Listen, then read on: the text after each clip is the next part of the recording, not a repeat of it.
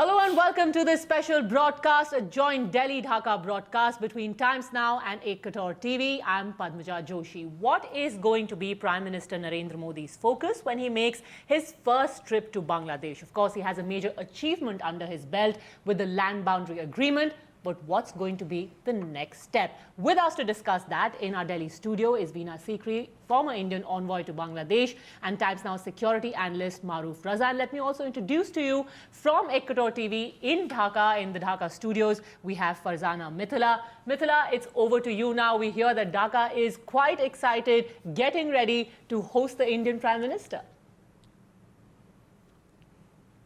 Thank you, Padmaja. I have former Ambassador Mr. M. Jamir and security analyst Major General retired Abdul Rashid with me. And welcome to Ekattur, this special Ekattur Songjog. And I would like to just ask you about a brief opinion. I would like to have your opinion about what you are actually expecting from this visit. Major General Abdul Rashid, yes. Okay, thank you very much. First is Dhaka. As a whole, the people of Bangladesh is very eager to give a very warm welcome to Modi. It is his first visit. Certainly, the people had few expectations on this visit. I'm sure they have fallen short of it. The first is that you have already mentioned the land boundary agreement, which will be with him. But another two issues were very much prominently impacted on Bangladesh people's mind is Tista river water sharing. Another one is trade deficit issues and border killing. So here I expect that Tista water sharing treaty is not going to take place at Dhaka during his visit. Certainly border management, we might see some sort of a development of creating a more accommodative border for the people of Bangladesh and India, and which might reduce the killing and bring it to zero.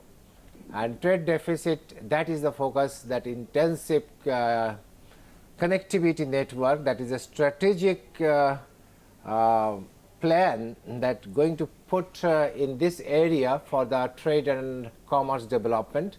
So we are expecting a big achievement over there. But these sort of strategic issues do not touch the people because they like to see what we get immediately. So this has got an impact, going to give an impact in future overall for both the countries, not only both the countries, I would say rather region, and also it will be a strategic partnership between Bangladesh and India to have future domination in the Indian Ocean as well. Mr. M. Jamir, would you please like to say something about this visit? Thank you very much. I believe that national security, stability and territorial integrity, these are the normal three elements that define the baseline understanding of both Bangladesh and India policymakers. General Rashid has just pointed out that there will be some disappointment that this visit is not bringing into focus the question of agreement on the sharing of river Tista waters. But we are hoping that this is a very good first step, and that we hope that this will initiate the forward-looking political will, which is important to bring about greater connectivity, economic development and prosperity for not only Bangladesh and India, but also for other countries in the region. In this context, I believe that building mutual trust and getting rid of trust deficit is also equally important. So there will be issues which will have to be addressed, and it has to be addressed with an open mind on both sides. Thank you, Mr. Jamir. Padmaja, I'm going back to you. I think you have heard us. And what is there in your end? Absolutely. In fact, Mithila, that's the question, the points that have been raised by our panelists. I want to first pose to Ms. Sikri. How important do you think that the Tista water agreement not being on the table? Our External Affairs Minister has made that clear already. Sushma Swaraj has said it's not going to be on the table, even though Mamata Banerjee is going to be accompanying the Prime Minister. Do you think that it's important to move beyond what could be seen as a setback, because there are more important issues to address this time? Yes, I'd like to first of all say hello to all my friends in Bangladesh, particularly those in the studio, and and to say that I see this visit as exceedingly important. I think what Ambassador Zamir just said about building mutual trust and overcoming the trust deficit, I think Prime Minister Modi's very special effort in getting the land boundary agreement unanimously passed in the Indian Parliament has been a very important measure in this regard. Absolutely. It has been a very important measure of building trust and confidence because he has brought together 2 or 3 elements. He has overcome the opposition parties, he has brought together the state governments, and he has overcome opposition even within his own political party in some of the state units. Before we talk about trade a little bit later on the show, I want to ask you about the security cooperation, Maruf, because that's going to be of great interest to India. Where do you think the Prime Minister can take steps forward as far as it comes to ensuring India's interests are protected vis-a-vis our borders? Well, I think the first, the first issue that keeps coming back, primarily because of the consensus Mr. Modi has been able to build on the land boundary agreement, there are security implications for that also, because the enclaves which are there on either sides of the border, which were not very clearly demarcated, and their citizens' rights were not being given to them for a variety of reasons. Now, with the demarcation of the border, the land boundary agreement, and the exchange of enclaves very soon, it will automatically address a certain element in the whole security discourse between India and Bangladesh. The second aspect, which is equally important, and we haven't seen any mention of that as yet, is the fact that there is an assumption, to some extent, perhaps rightly so, that certain number of bomb blasts in recent past and certain terror activities taking place both in Assam and West Bengal, Assam with Ulfa and West Bengal with some connectivity with the Jamaat elements that are operating in Bangladesh, are something that India and Bangladesh could address more aggressively. Absolutely. Major General Rashid, would you like to address that? Can we get that reassurance from Bangladesh on this trip by the Prime Minister? I think that's true that Bangladesh has given enough indication as well as taken the physical measures to make this northeastern boundary more secured by dislodging all these secessionist elements like Ulfa and others from Bangladesh territory. And government of Bangladesh is very, very focused on this issue. Has that been enough? Because hasn't the BSF also said, Maruf, that at least 50 to 55 such camps still exist in Bangladesh? Insurgent groups from the northeast? To my mind, here Bangladesh position is very clear, and to my understanding, I do believe no such camps do exist in Bangladesh at this moment. Yes, Ms. Sikri. I want to add at this point that I agree with Maruf that the LBA has a very important security dimension. And I'd like to link this up with what General Abdul Rashid said about border killings.